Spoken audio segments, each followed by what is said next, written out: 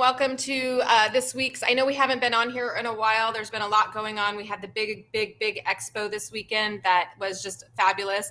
And actually, our next guest that's going to come on to Vets I Recommend just wasn't available. It wasn't something that we thought, oh, we didn't want her to speak. She just wasn't available, and we're hoping she's going to speak with us next year. But you guys are starting to know her very well. So I'm very, very excited to have Dr. Katie Woodley with us today. Hi, Dr. Woodley.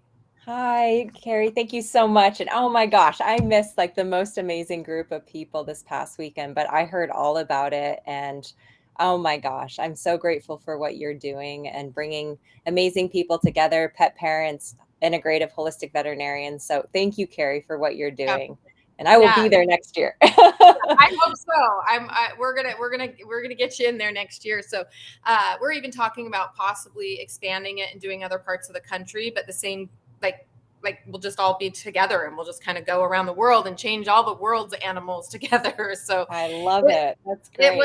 It was a good first one for us to get us going. And so the energy is kind of booming right now. And it would have been that much better to have you, but we understand. So it'll be exciting. You know, people get to hear you speak live next year. So we don't have the date yet. So as you're coming in here, we haven't nailed down the date. But believe me, we will be doing a big announcement about it. So it'll be really great. But let's talk today. I know that there was a lot of people at the convention. So if you're coming on and you hear this, what we had sent out a thing at the convention that said, you know, what we could do better, what you didn't like, what you liked, all this stuff. And we actually got a lot of people that said they weren't able to get their questions answered. So here you go. You can get your questions. I know Dr. Woodley didn't speak at the convention, but she is very like-minded with all of the speakers, as she mentioned. So if there was something that you kind of missed, I'm sure Dr. Woodley would be able to answer it for you. So you can go ahead and ask those questions. But as I always do before we start this, I always ask whoever's going to be on the show, what do they want to talk about? And I love Dr. Woodley said, you know, we still got to talk about gut health. There's some misunderstandings about it. And so what do you think is going on with that? Why are we still struggling to figure out? I know I'm going to lead you a little bit into what you were talking to me about prior to is people thinking that their pets are healthy. Yeah. So tell me a little bit about what the struggle is right now. Yeah, you know, this is like the beginning of my holistic journey down this path was my husband developing an autoimmune disease, and he developed IBD. So he actually developed a gut health autoimmune disease. Oh, wow. And one of the things that I always see now that I'm very aware of because it's part of my personal journey is that we thought he was fine. He seemed fine. And then all of a sudden he wasn't. You know, we were over in New Zealand. That's where I went to vet school. And so we were living over there. He was in the Air Force. He changed careers. We moved overseas. Like, so a lot of stressors occurred over that time. And then it was too much for his body, and his body essentially broke. And what I see every single day, I hear it all the time with pet parents just doing lives like this, or just even talking to them to get a feel for what's going on, what they're battling. And what I hear all the time is that, oh, it's fine. I'll just wait. They're doing okay. And one of the things that I see are these they're like little red flags or like a check engine light that's going on. And I always think about, like, if you were driving down the road and your check engine light went on, what would you do? Would you pull over? Would you get it assessed? Would you go to the shop, get it figured out? And it's the same with our pets. Like, if you're noticing like ear infections, they're getting maybe dermatitis or a skin infection every now and then, but then it goes away. Maybe they're chewing at their feet a little bit, or maybe they're getting anal gland issues, but it doesn't seem to cause this big issue, right? Like, it seems like you're treating it and then it goes away and you're not worried about it long term. That's your pet's check engine light. And if you're noticing changes too, so like changes with drinking, changes with appetite, changes with behavior, those are cues that we need to dial in and look at the bigger picture of what's going on with our pets. So that way we don't miss the signal that there's something going on under the hood, right? Because we all know what happens. You ignore the check engine light, the engine blows up and you need to replace the whole car. Well, we can't always replace our pets, right? Like, I mean, that it's expensive. And by the time the body breaks, it's always like what I say, the ambulance at the bottom of the cliff. It's much harder to climb up the cliff than it is to prevent falling off of it in the first place. For And sure. so that ambulance waiting is conventional medicine. And as we know, conventional medicine is not great at treating the root causes. So this comes down to a lot of times where people are missing the root imbalances, and a lot of times it's actually stemming from the gut. And the gut isn't just about digestion. Yes, we need to make sure we have enough stomach acid. We need to make sure we have enough digestive enzymes, that we have the right balance of bacteria. So the microbiome, and so many people aren't familiar with how the microbiome is intimately connected with the immune system. And as we were just talking, like this is where there's all sorts of different axes in the body where we have the gut connecting to the skin. So a lot of times we're treating with these medicated shampoos where we're trying to treat this external skin infection, but it's actually due to the overgrowth of bacteria in the gut, because we have leaky gut, because there's inflammation that's stemming from a gut problem or a digestion issue. And by going and doing all these medicated shampoos, yeah, it seems like we're fixing the problem, but we're actually treating a symptom rather than treating the root cause. And that's why you keep having to go back to like your groomer or get them bathed. And it's so frustrating for everyone involved. And we have to start thinking bigger picture, actually zoning in on these like check engine lights and being aware that just because it doesn't seem like it's that bad, it doesn't mean it won't get worse. Usually, if we don't address it, it continues to get worse. And then all of a sudden, autoimmune disease, cancer, all these horrible illnesses that we don't want to happen to our pets occur. The expense, the stress, the worry. I mean, those are invaluable. Like, those are so expensive. And it also can break our bodies too and our own health. And so I think that's just something to be aware of. And so many people just don't know. And it's not being taught in vet schools. And most veterinarians don't even realize that that's going on underneath the hood. We're just treating the symptoms, hoping that it works. Yeah. And I love that you said, like, a lot of times people think they're starting to hear the term microbiome, but they're still not making the connection, because a lot of times they think microbiome means my dog has bad stool. Yeah. And that's all they think. Okay, my dog's microbiome is healthy because his stool looks exactly like they say it's supposed to look.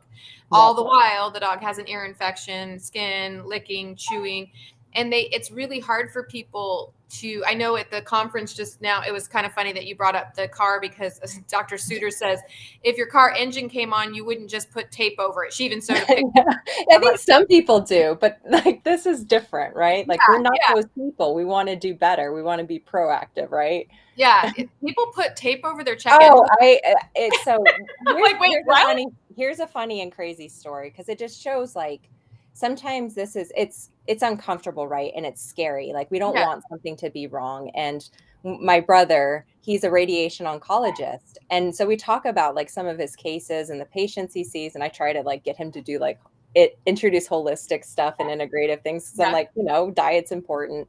And he's like, it's crazy. Sometimes they won't come in until say there's like a tumor covering their eye, because yeah. now it's inhibiting like the physical, like it's impeding them physically.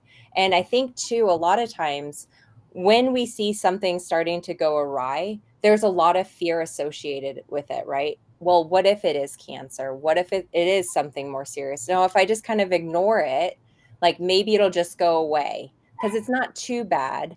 And I think that's a common mentality with a lot of people.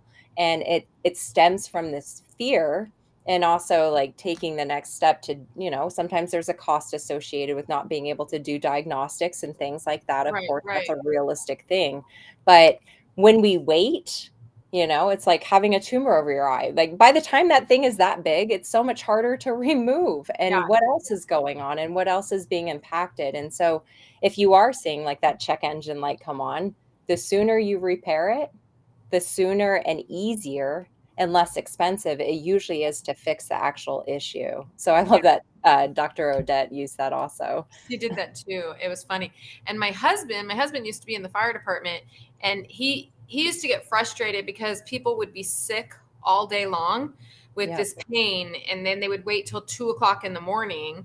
Yep. And For them, it was more, he would start asking people, why did you wait till 2 o'clock in the morning? Now we have a bigger problem. Like, this has been going on all day.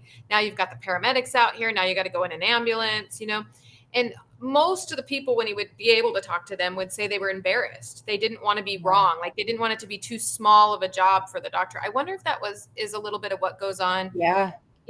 With people. I know finances can be a big, because I get calls all the time. Carrie, do you think this can wait? Because I don't really have the money. Yeah. Which I totally understand. I'm not trying to say that that's a bad plan, because it can be very expensive. Yeah. But I think that you're right. A lot of times these little tiny things can be so much cheaper to take care of before they are a big thing. So you have to think in terms of that. Can this little thing become a bigger thing and cause more problems? But the microbiome, and talking about the skin and even the eyes and the ears and all of that, trying to get it across to people. I don't remember which one of the vets said it at the conference this weekend, but it was basically everything is starting in the gut. So anything that is happening with your animal a lot of times has to do with the gut. And so if we could just get people to think in terms of that. And maybe, obviously, if your dog gets hit by a car, it's not gut related.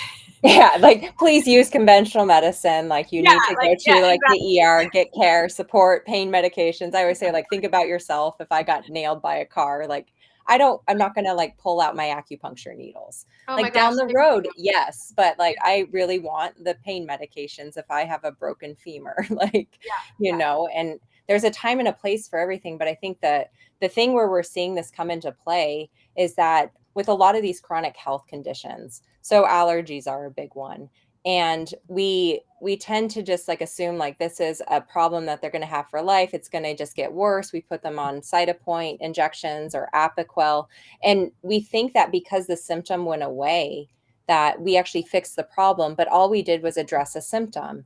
And these drugs are immunosuppressives. That's why there's the side effect of potentially causing cancer, or if your pet has any lumps or bumps. We are technically not supposed to prescribe that medication. I can't tell you how many patients come to me that have lipomas, they have cysts, they've been on this medication for years. It hasn't been studied for years. And the adverse side effects for pets being on these drugs for years, they do short clinical trials. They say it's fine, but what if your pet's on it longer?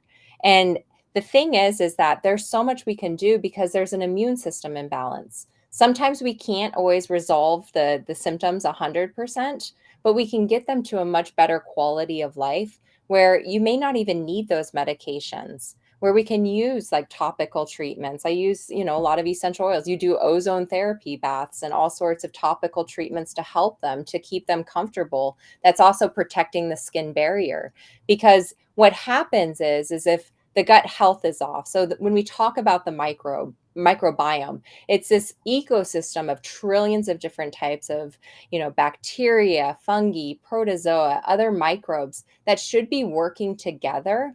And what they're doing is they're digesting the fiber that's in the food. So that's their food source, these prebiotics. And then they're creating hormones. They're creating neurotransmitters. They're connecting with 70 to 80% of the immune system that's in the gut. And if that bacterial population is off, so say we have bad bacteria outnumbering the good. So I see this a lot of times with microbiome reports where we have too high of E. coli, very common, or Clostridium is another one. And this can come from years of being on antibiotics off and on, steroids, your acid blockers, your PPIs, so things like omeprazole, famotidine, which are commonly used. And that's going to affect the bacteria and this ecosystem. That now what's going to happen is that they're not working as well. We're going to have more toxins, that overgrowth of bacteria, which are producing toxins, and the immune system starts not being able to grab those toxins and remove them from the body. So now the intestinal lining becomes inflamed, and we start getting what's called leaky gut. And so now all of a sudden we have these toxins and bacteria passing through the GI lining, that one cell layer thick, that's it, that divides the gut, the inside from the rest of the body. And it mounts this massive immune response. The body goes, these are foreign substances that shouldn't be here. We need to do something. And then what we see is we see systemic or whole body inflammation. So now we have all these cells circulating throughout the body. And this is why we get the itchy paws. This is why we get the skin infections. This is why we get the ear infections, because the immune system is now mounting this inappropriate response because the microbiome is off. And so we have to go back to, well, okay, are we feeding the right diets? You know, if we're feeding a highly processed food, or there's lots of chemicals or toxins, or if there's lots of emotional health stress in the environment, your pet's gut will be directly affected.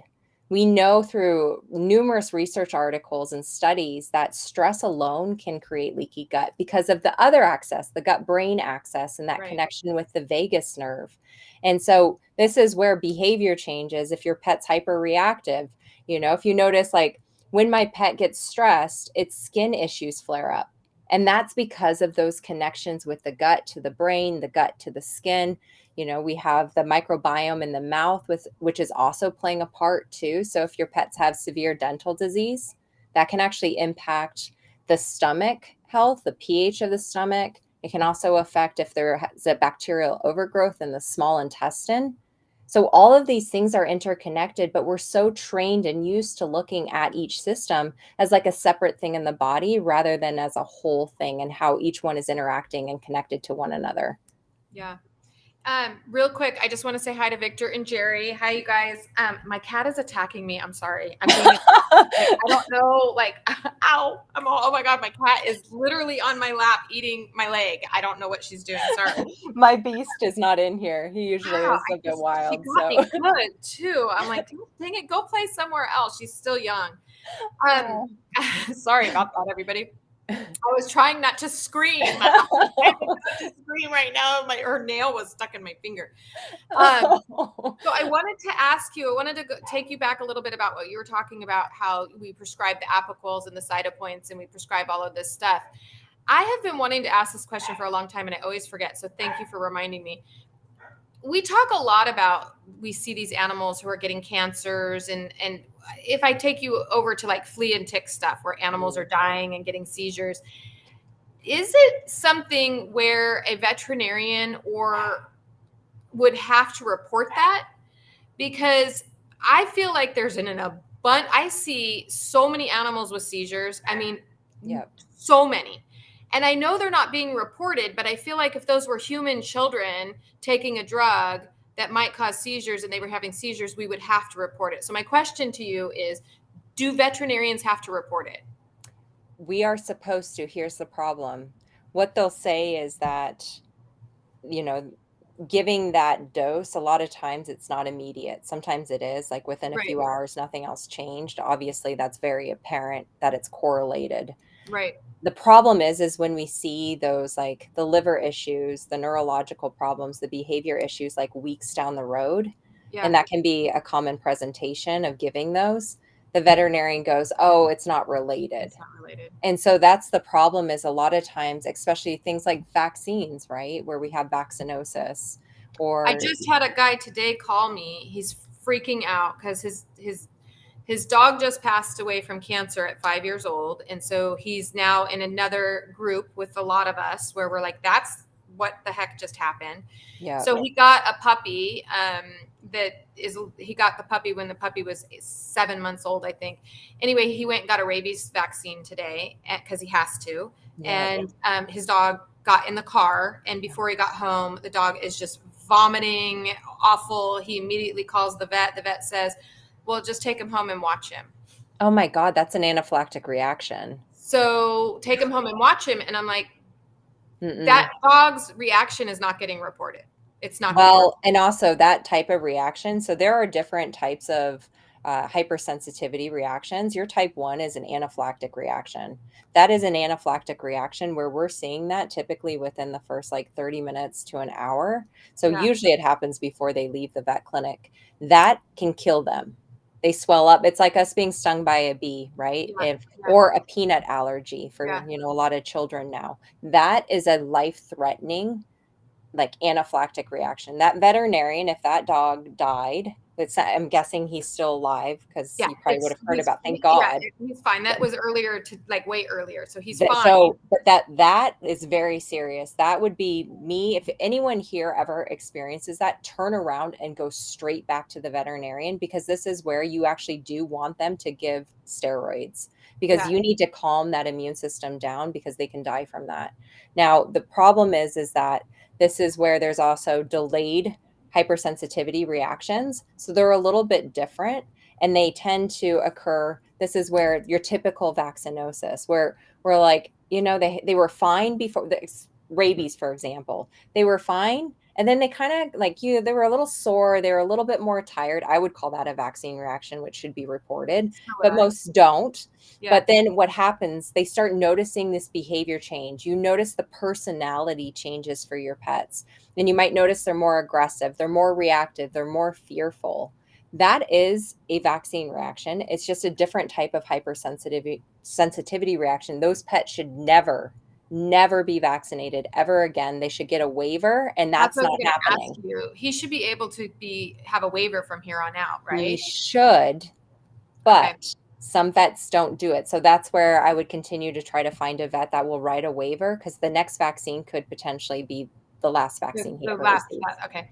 Thank you. I'm glad that got brought up, because this is one of my biggest problems, is I don't think things are getting reported. No, here's the other thing though too, and we won't take this and get removed from, social media, but we'll never see you guys again if we go too far. Yeah, we won't go that path. However, we have to keep in mind too, God bless the FDA, but they control a lot of what is seen and what's reported, and what drugs are removed. There are plenty of drugs that are allowed. Look at over the counter, antacids, your PPIs. They should not be an over the counter drug. They have a black box label, where if they're used for longer than a few months, they increase the risk of cancer, autoimmune disease. They're really, really bad. And so, but you can go to the store and buy them. Not a normal person that doesn't understand how the pharmacology of this drug works should not be able to buy that drug over the counter. And it's the same with, this is why, these flea and tick medications, where now all of a sudden, all we have available for, pet parents are the isosazolazine family, which is killing animals or permanently harming them, or making it really, really difficult to detox them. There are things you can do, but once again, we're at the bottom of the cliff now. We have to work our way back up and detox the body, reduce oxidative stress, all the neurological issues. Those are really hard to reverse. And sometimes we don't reverse 100% of it. And I've had patients, I've been on the phone with them, so traumatizing for these poor people, listening to a dog die because they gave one drug, one dose, and that was it, for a perfectly healthy pet that had blood work completely normal. Next thing we know, next day goes into liver failure. And it's it didn't get reported. They said, no, there's no way. You probably got exposed. And I'm like, they got exposed to the toxin you dispensed. It needs to be reported. And we can already see Dr. Judy Morgan's report, that is being published. There's been an FDA warning since 2018, and these drugs are still on the market. And they're the number one prescribed, medication for fleas and ticks. It's not okay. But it's not okay. People still don't know. And veterinarians get really angry when you start questioning it. And they're like, I see it all the time. They're fine. Well, you're not actually seeing the patients that it harmed, because they don't come back to you. Yeah. Because they don't trust you anymore. Right. So that's the problem. We get to see them and try to manage it and help them. You're not seeing it because they go, I won't go back. I don't trust them. They killed my pet, or they almost killed my pet. And so they're not always seeing that, or they're dismissing it and saying, oh, well, it's just, random. Something happened, but I don't know. We can't say that caused it. Yeah, I have talked about this on the show before, because it is exactly what you're talking about. It's so frustrating where they just dismiss it. But I had a dog come stay with me in the boarding facility, and I won't let it in. I won't put it on your dog. I don't want anything it can't even come in my facility. Yeah, that's good. But she had given it to her dog in the parking lot before she brought the dog in. And then at 1:00 in the morning, the dog started to seize, and we had to take him to the emergency room. And I called the owner she was in Las Vegas, but I called her on my way. She was in Vegas, so she answered the phone. That's good. She was up. So, I told her, we're rushing your dog to the emergency room right now. Can you tell me? Because it had been only 7 or 8 hours. I said, did you give him anything? He's having a seizure. We're rushing him. And she said the only thing she gave him was the flea and tick medication that she gave him in the parking lot. No. I asked her what it was. She said it was Comfortis. So by the time I got to the emergency room, I had that information. So I said it to the doctor. I wanted him to have that information. And his response to me was, it doesn't cause flea and tick has nothing to do with it. But what's interesting the most about this is that lady, once she started piecing it all together and I got a better time to talk to her, she went back home, got to her calendar. That same dog was in that same emergency room exactly 1 month ago. And you know why? Because it had the medication. It had the medication. And yet that vet just dismissed it as if it wasn't even important to talk about. And it was just awful. And so, believe me, she doesn't ever give that dog that stuff again. So, covering such important topics, so many. Hi, Krista. Reasons why we have to continue. Krista, it's good to see you. Krista's just down the road from me a little bit. Really? Yeah. She's a few hours away, if she's still in the same area. So she and I are actually talking about possibly. I got your email, by the way, Krista. I haven't forgotten. It's just been crazy, but she might be a big help for the convention. Actually. Yay! Awesome. Yeah, so we're working. We just gotta all get together. So once you've given the drug, it doesn't wear off over time, correct? So it does. I mean, here's where the drugs, the problem is that it stays in the system for a really long time. So when we give something, it's not like it's straight out of the system within, a few hours. And so I don't even recommend that entire class of drugs. I won't touch them with a 10-foot pole anymore. Years ago when it first came out, I was, still working in a conventional practice. I was more the integrative vet. And, we were being told this is the best and newest thing. And I prescribed it a few times. And then I was like, I don't know about this. And I got and of course, then I just shifted and started my own holistic business. So of course, but it's one of those things where there are other options. I would use Frontline over that drug any day. Yeah. And Frontline's been around the longest. It has. And it's annoying because it's messy. Yes, there potentially could be side effects, but it is so much safer if you had to use something. The other thing too, Victor, and for all the other pet parents that listen to this now or later on, there are so many natural ways to help repel fleas and ticks and insects. And so this is where the approach is much harder, I would say. And sometimes, especially if you're in a flea and tick prone area, and you have to layer those treatments on depending on where you're at. Like I'm in Colorado. I don't even do anything with my cats. One cat comes out in our yard with us. I don't use anything. Sometimes I'll use like a Wondercide spray, or the two crazy cat ladies have a spray that I'll use on him if I feel like I need to. But this is where using these natural options, we have a video. It's one of our most popular YouTube videos on natural remedies for fleas and ticks. And we also have a blog post at our website, The Natural Pet Doctor. So you can go there and see okay, there's all these different options from Wondercide, topicals, treating the environment, using things like garlic. Yes, garlic is not toxic to your pets. And so that's going to help naturally repel, making sure that we are supporting their immune system, that we're feeding them the right diet so that they're not highly inflamed. Because if they're inflamed, they are more tasty to those insects. So we can put things in their food to help. We can use things like diatomaceous earth around the environment.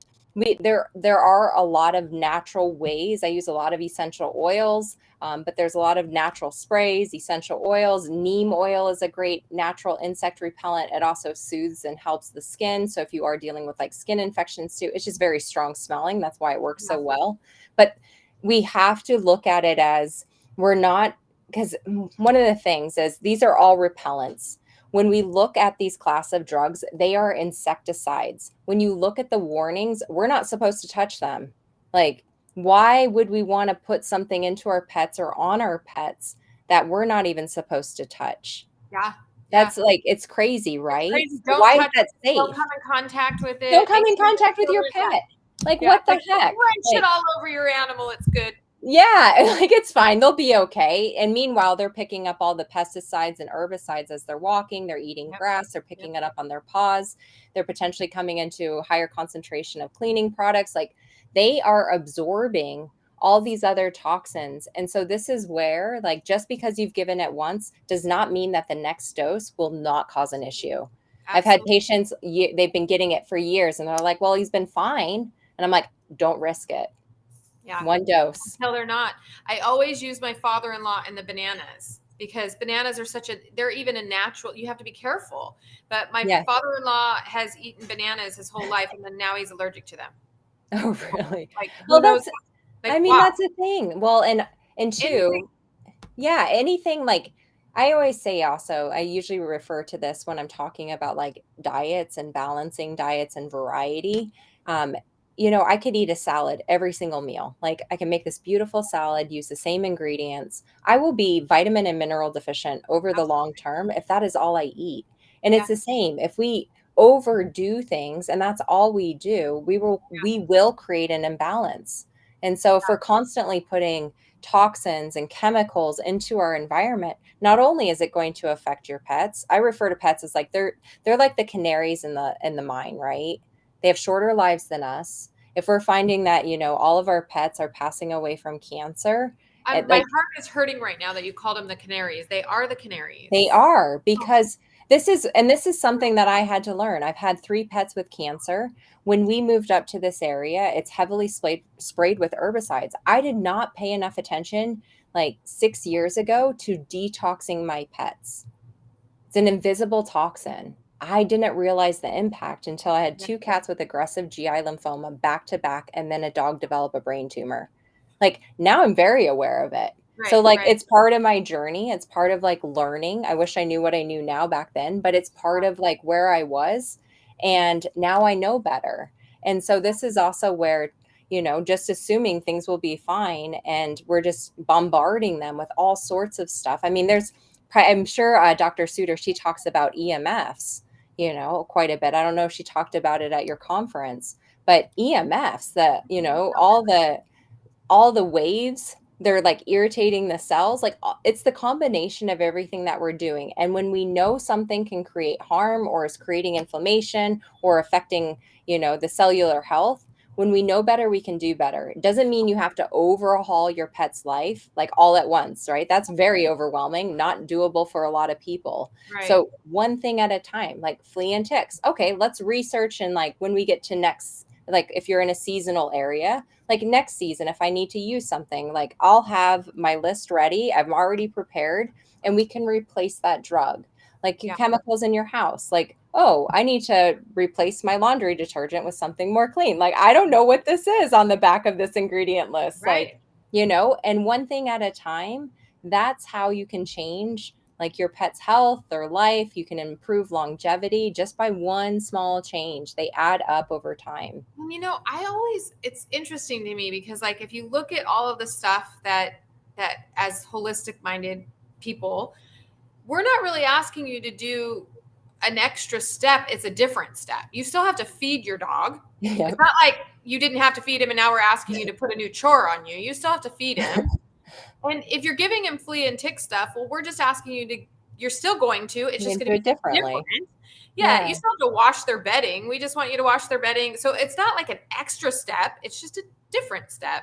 Yeah. But I want to just really quickly. So Victor's a client of mine. Victor, I don't think you're going to have to worry about flea and tick because I see his dogs often, and I'm checking for you, which is something I always tell my clients.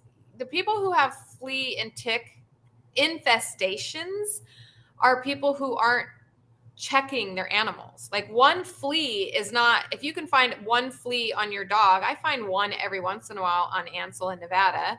Yep. My husband calls me a monkey because I check them. Constantly picking. It's fair. But it's important.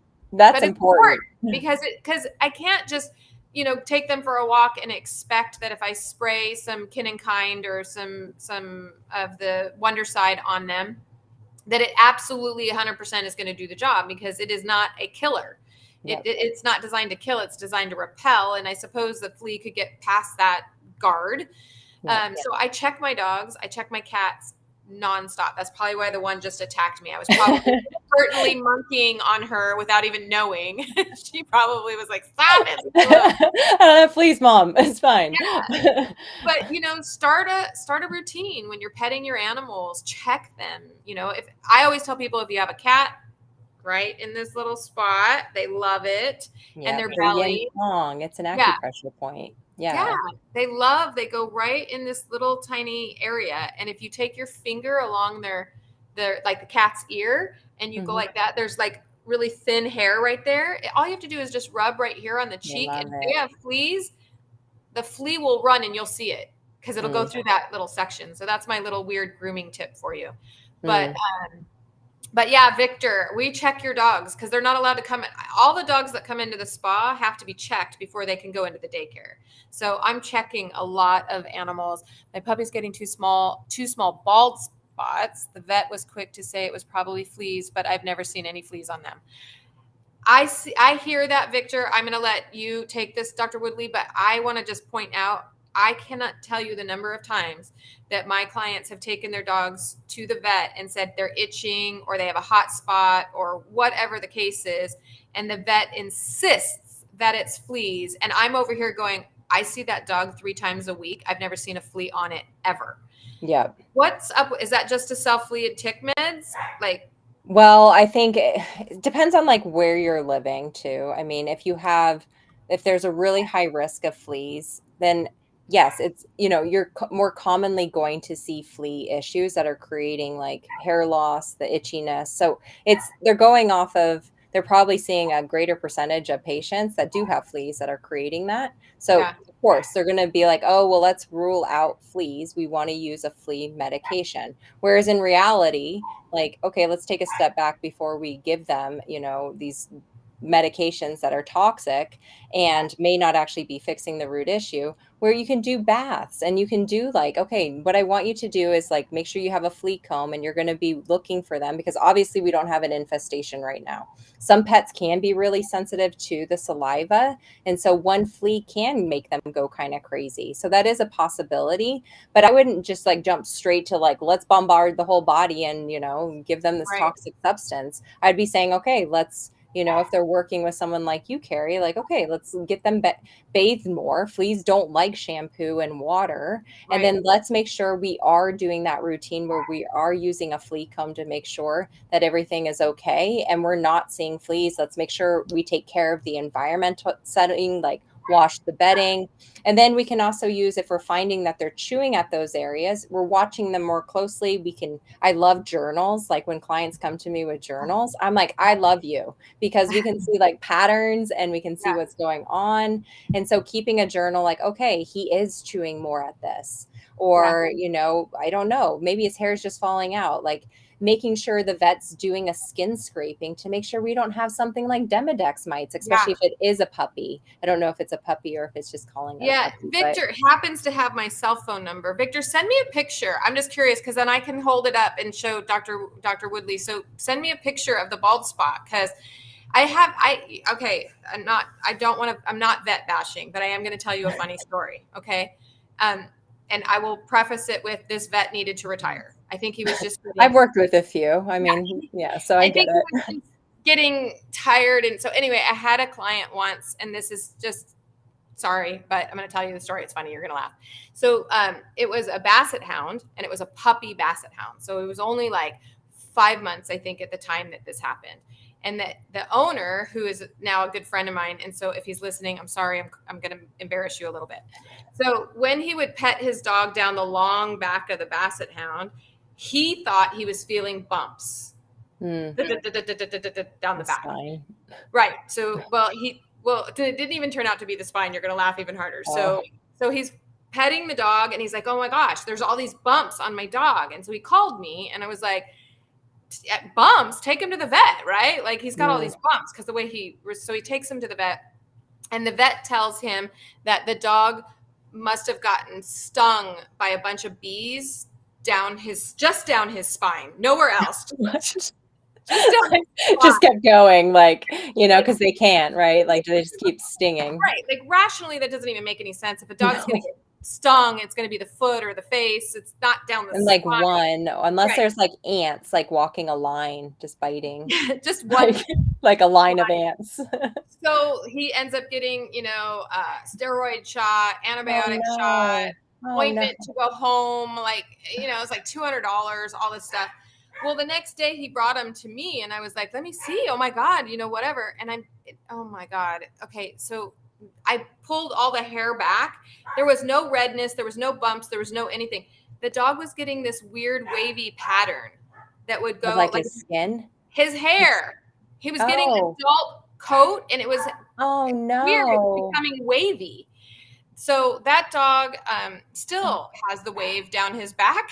But he's not steroid deficient anymore. Oh my gosh. I was like, I cannot believe this vet didn't even he just get him in and get him out. And the reason I'm saying that is that if sometimes when people present the problem to the vet just goes, oh, he's got a bald spot, and they just go with it without giving their own actual stuff. So Victor just sent me a picture.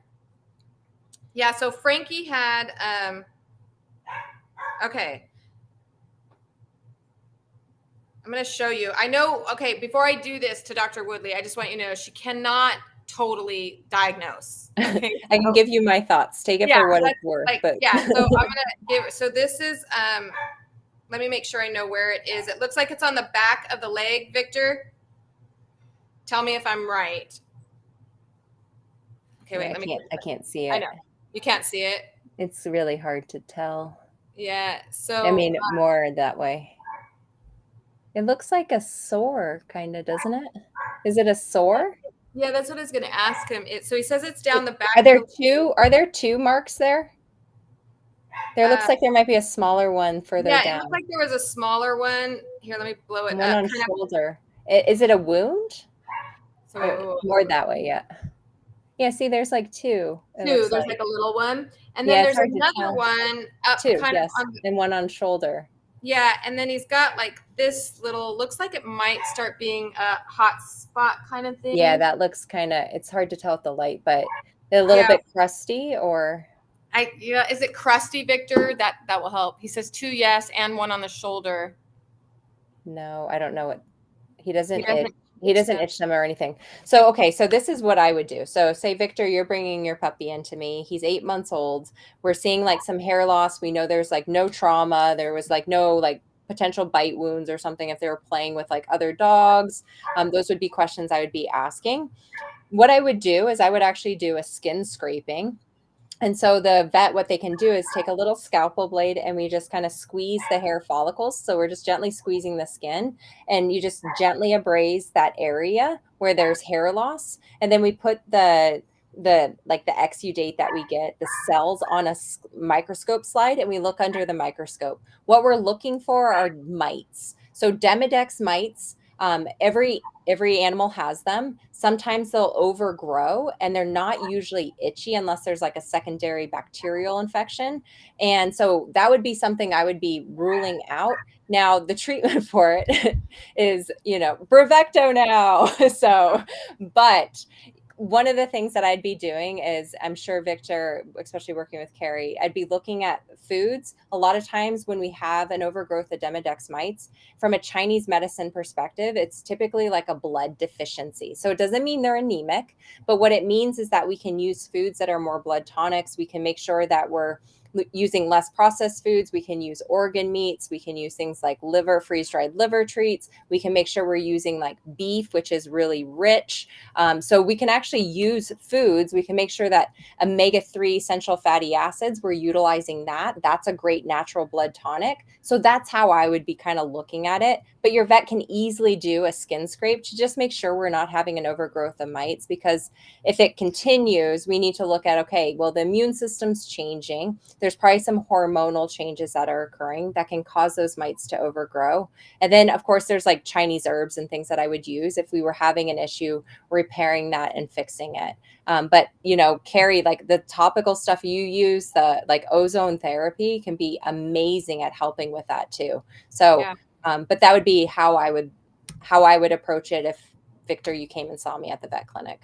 Yeah, if we can find out if that's what goes back to what we're always talking about, is not addressing the symptom, but figuring out the cause, right? Yep. Because we could potentially just be going on and on and on with, medicated baths and all that kind of stuff. So Yeah, you want to usually, like, with your younger puppies, it can be a sign of like an immunosuppression, or it could be like a hormonal change too. So there's definitely a lot of different reasons for it. But Demidex mites, so it's mange essentially, and there's different types of mange. One is Sarcoptes mites. Those are really, really itchy. So I don't think that's what's going on if you're not seeing any itchiness. But that's where addressing the diet, and making sure you can use certain types of supplements to support the immune system, make sure that there's not an underlying infection or parasite issue that's, causing the immune system to not work as well, would be where I'd be looking for that like root cause of why all of a sudden we're seeing an overgrowth of mites. If that's what it may not be that. Yeah, So it may not be that. The other thing I'm thinking, Victor, too, is next time you bring him in, we can look at I know that 2 of those spots were on the back. It's a little English bulldog.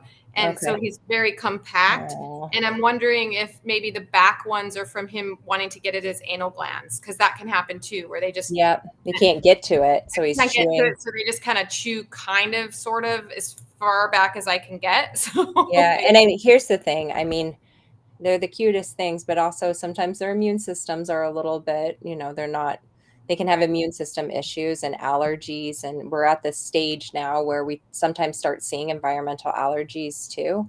And with an 8-month-old, to answer that question about neutering, I would wait. So good. I would wait as long as you can, at least to like 2 to 3 years if you can.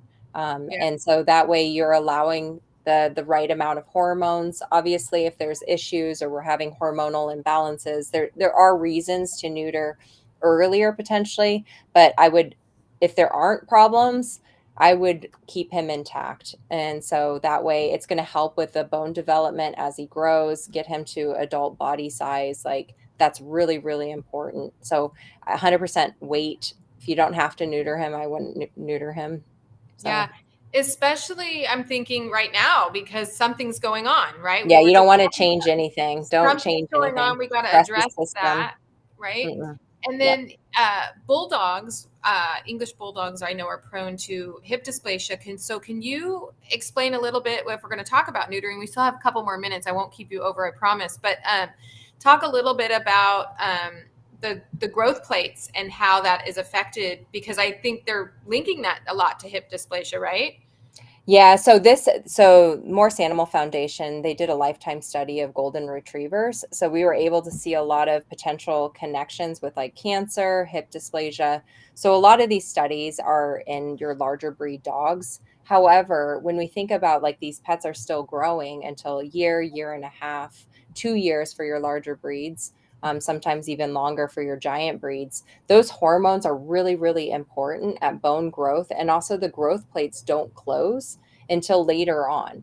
And so if we take away that hormonal influence, we can actually close the growth plate sooner. So this is where it's always fascinating to see unneutered animals, right? Because they look so different. Like Labrador retrievers look like pit bulls because their heads are just huge and blocky, and it's because of the testosterone. Like one of our cats, he came to us, like he's probably about 2, I don't know, we rescued him. He was not neutered. He was massive. I knew right away just by the way he looked. Like his head was just like this block, and I was like, you're so handsome. And that's what they should look like. But we neuter them so early, especially cats. It's like, 4-6 weeks old, they're like snipped. And same with like, dogs. We're so used to I was taught 4 to 6 months. You spay and neuter them when I was in vet school. I mean, it's been over 12 years now, but it's still like people are still recommending that. And what happens is we end up closing those growth plates. It can lead to issues with the hips, the developmental conformation. There's protective properties. And we think about like as a female human, right? I would never want my hormones to go away at like the age of 12.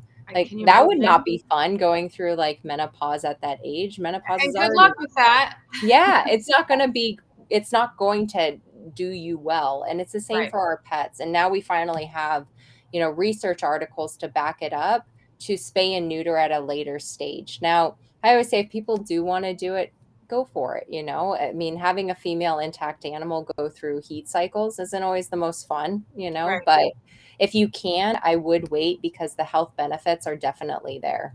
Yeah. And, you know, you don't have to worry about me, Victor, because I will take him. They can come.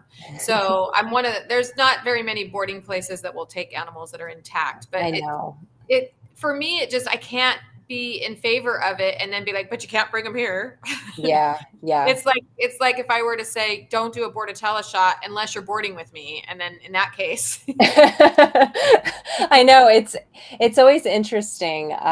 We used to, where I used to work, we had a doggy daycare and a boarding facility, and we accepted titers, which was great. yeah, So that was we worked with a lot of breeding clients though. awesome. So, you know, we were testing for autoimmune diseases, autoimmune thyroiditis, and doing all the genetic health testing. So that was really good because we were able to see like, wow, these pets, like there's a lot of health issues here that we're uncovering, and these breeders are doing it right. Like they're not Yeah, breeding from those animals because they already have autoantibodies against thyroid, or they have hip dysplasia or elbow dysplasia, or they have, you know, the the genetic components of potentially passing that on. So yeah.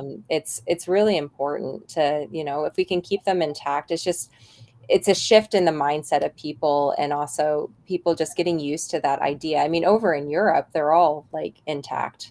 I mean, it's the Yeah, US where we spay and neuter everything and we like force it onto people. It's very different overseas. Like even in New Zealand, like I they're worked not. with a lot of working animals, they were all intact. Isn't that And crazy? same, like yeah, the cats, I mean, there's, you know, you have to be smart about like population control, especially with cats being indoor outdoors. But there's ways to do it without Yeah. having, you know, a population explosion. But we are very different from a lot of the rest of the world that's doing it very differently than we are with our I pets. wonder if I could get, is Bob Barker, is he still, do you know who Bob Barker is? Is he isn't he He was the game show the host. price the price is right? Yeah. At the end of every episode, he would say, spay and neuter your dogs. And he did a damn good job. But I wonder if I could show him the new studies and get him to come on and go, hey, take it all back. Be a That would be responsible pet interesting. owner. That would be interesting. That'd be I interesting. know. I don't know if I don't know if I hate to is he say, still alive? I don't know. I hated to say it. I'm like, do I want to say that? Because he's definitely older, but I should try to see if I can contact and find out if he can come on one of our shows. Like, you're right. That would be funny if he did. But I went to the International Pet Expo many years ago in Germany, and I asked everybody there, and it's the biggest pet expo I've ever seen. Super Zoo's got nothing on this. Wow. And I asked everybody from Austria to Germany to Switzerland to you name it was there. And I was asking, are your animals, you know, are they healthy? Like, what is the thing? And most of them were not spayed and neutered. They just didn't do that. You're absolutely right. That was my experience when I was over there. Is, you know, all the dogs were walking around and they had junk in their trunk, so to speak. It was a very different thing to see, but they are taught about being a responsible pet owner, not just do the easiest thing that comes your way. So, but anyway. Yeah, I know. Well, A lot of people overseas too also do a lot of homemade diets too. oh, really? See, Yeah, I I've don't know if noticed that. Yeah, that's awesome. I mean, we're getting there. We're getting there. The group is, you know, it's we growing. gotta, yeah, it's growing. I mean, people don't realize this, but when I first started feeding raw, I mean, nobody was talking about it. I got really lucky because a client had actually mentioned it to me. But if you said you were feeding raw back then, you had to be really careful because you were gonna, you know, get yelled at and what the hell are you doing? You're gonna kill your animal. So we're getting there. We're definitely having a shift, and it's great because we have vets like you that are, you know, coming out and saying this. So it's awesome. We're getting there. We'll get there. It's slow moving, but you know, it's okay. Like as long as we're making an effort and we're, you know, there's a movement happening, and there's actually a raw dog food summit that's going on starting on Friday. Yes. Are you involved in that? I'm one of the speakers. So how to feed your puppies raw. So I can share the link for it. Share the link with us real quick. I forgot that's this Friday, right? I think it is. So it's gonna be it's going to be really good. So let Yeah. me see what I can, where can I put that private chat here? Yeah. And then Lori Oh, can. it's a free summit, and I think there's about 14 speakers. Dr. Judy Morgan's also on it. Dr. Ian Billinghurst, who is like the godfather of raw feeding, Yeah. he's the host of the summit. So I believe it's on Friday night or tomorrow. I can't remember. They just put out something. Pet Summits is the people that are running it. We did a panel discussion to kind of kick off the summit. And then there's all the presentations. You have 48 hours to watch them. You can always purchase it if you want to, but typically you have 48 hours. There's less talks this time, more in depth. There's a lot of amazing, I'm going to be watching it. There's so many Yeah. great speakers on there. Yeah. And so if you're like nervous about raw, you just want to learn more information to share with your veterinarian, definitely check it out. Thanks, Because Lori. it's free. So yeah. So there it is. I'm going to be I'm really trying to get on it too. I won't be, I know it's like, I think it's Friday, Saturday, Sunday. So yeah, it's 3 days. They typically, so FYI, if you can't make it, they'll do a replay I think it's the following weekend too. So they'll do like a replay of everything. So you can catch it then also. But I believe you have 24, 48 hours to watch that day's talks. Oh, good. Yeah. 'Cause So they give you a little bit of time. Yeah. But yeah, that'll be a really good one if you're thinking about, just learning about it. Cause and that's the thing too, is like, we're not trying to sell you anything. We're like this, you could do this at home. You got to This eat. is like saving you money. So Oh my gosh, this stuff that this group of people are trying to teach you is because, like Dr. Woodley was saying, we've lost pets. We've had animals die and get sick, and we all just don't want to watch it anymore. no. And we know that there's a better way. And I'm perfect example of it myself, because before I knew what I knew, I had animals that were dying. I had a dog die from flea and tick medication. And then I had a dog die from lung cancer at a very young age. And now, thank God, I know what I know, because my animals, I had a cat live to be 22. I have two people call them seniors, but I don't, because I don't think 11 and 12 are senior. I refuse. They're not seniors yet. Like, they are not seniors, but back when I was working for the vet, No, 10 they technically, the classification they are. I just did a presentation on, senior pet care with, like Rodney Habib and Karen Becker. And it's crazy. I'm like, this is the chart that your vet's using, but like your pets, like this is your pets, your dogs, we want to get them to be like 20, even your large breed dogs, and then your cats, let's get them to like 25, 30 if we can. Like, why not? Why not?